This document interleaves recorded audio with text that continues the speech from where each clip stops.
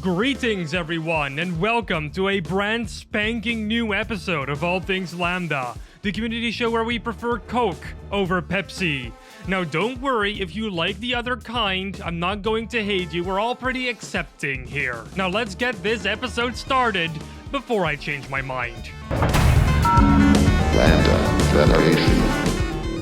An engine license is the holy key that Valve gives out to worthy developers to gain access to the all-powerful Source Engine source code. It's how Black Mesa was able to implement all the crazy new features it currently has, and it's the key for developers like Respawn Entertainment to completely modify the engine to fit their needs. Without an engine license, a mod will forever, technically, be a mod. In order to obtain such a license, one needs to get in contact with Valve. They will then review the project and they will pass out a final judgment if you're worthy of such a high-class license. Okay, I might be overstating the awesomeness of an engine license, but you get what kind of a big deal it is, right? Recently though, things have been going a wildly different direction when it comes to Valve handing out engine licenses. In our Discord server, user Evan8 has confirmed that Vans, a mod where you play as Alex in an alternate Half-Life 2 universe, will not obtain an engine license. So why did Valve not grant them a license?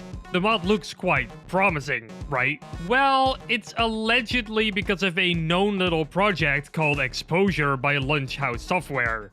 Exposure is a documentary series that talks about Valve's cut f-stop feature that was going to be the main focus in Portal 2 before the developers decided that a Portal game without portals was kind of weird. Apparently, according to Evan8, or Evanate, I don't know. In our Discord server, Lunchhouse never actually obtained the permission from Valve to use this cut feature, despite them saying otherwise, angering Valve somewhat, and that led to them closing licensing for now. This is extremely damaging to teams that are wanting to get an engine license from Valve, and could even have implications for games already having a license for the source engine like Borealis. This is according to the tax collector man, who works for CAF Software, although he did not confirm that Borealis is actually in trouble. It is possible that this could affect other projects in the future too, but we don't know this for sure yet.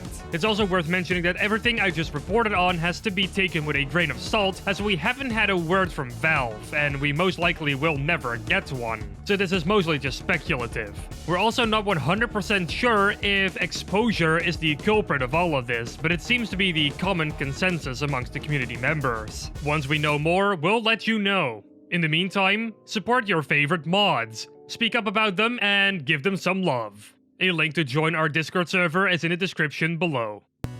Let's go to a bit of a lighter topic. Black Mesa has recently updated their achievement roster and added a bunch of new Zen-related achievements for you to pick up, collect, and show to your friends. They added achievements like Rather an Anti-Climax, which you probably obtain at the end of the game.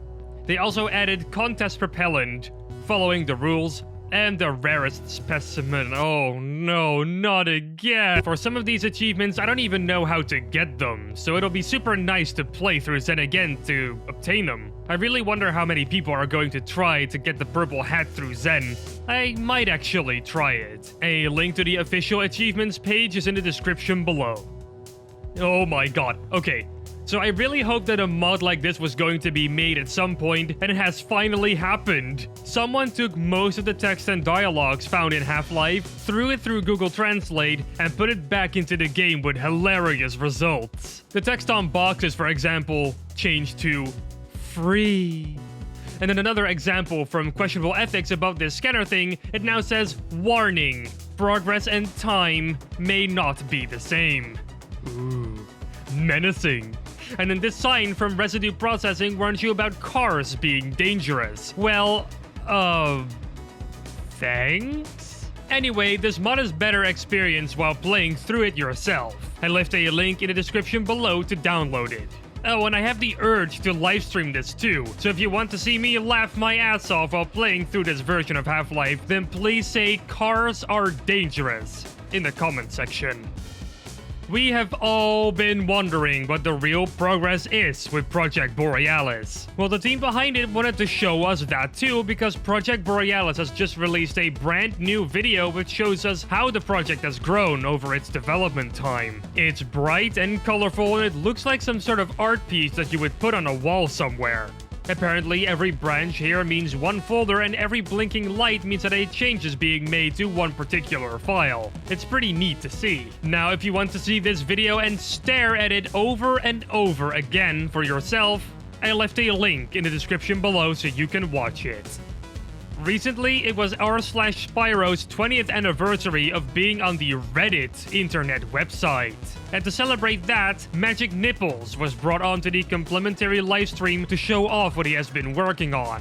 That obviously being Year of the Dragon, his Half-Life mod that brings Spyro into Half-Life. On that livestream, he showed off an extremely early build of the mod from August 2018, a version that he later made available to download on the official Year of the Dragon ModDB page, meaning that you can now play through that exact version of the mod too. It's really interesting to look at this early build because you can really see where it all kind of started.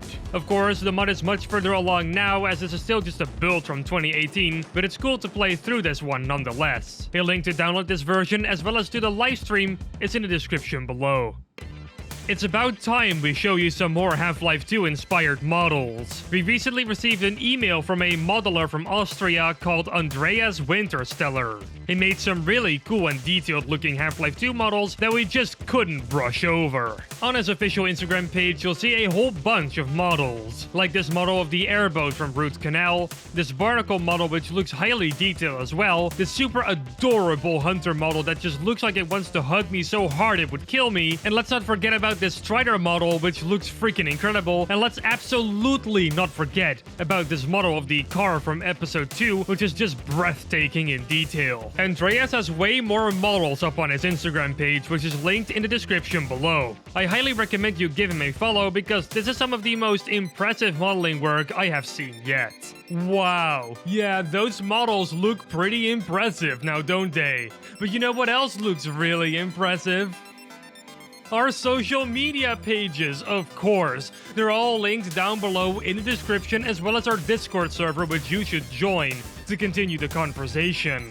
As you have probably noticed, we launched a brand new show called the Lambda Spotlight, in which we go in depth with some topics that we discussed or did not discuss on All Things Lambda. I highly recommend you go and give it a watch, and I also recommend you go and give us some feedback on it so we can improve the show even further in the coming episodes. Do you like my style? Well, that's great. I got my own YouTube channel and my own Twitter, which are linked down below in the description. So if you like me, please subscribe to my YouTube channel and follow me on Twitter, okay? Thank yous. And with that, I'm going to end episode 79 of All Things Lambda. Don't be sad though, because we'll be back next week with more Half-Life community news. But in the meantime, don't forget to subscribe and to ring that bell icon to never miss another episode. Salutations, and take care.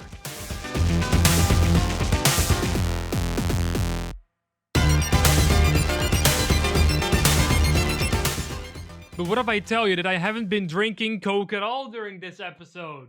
Huh? Hooray for chocolate milk. I've been drinking that instead. Plot twist.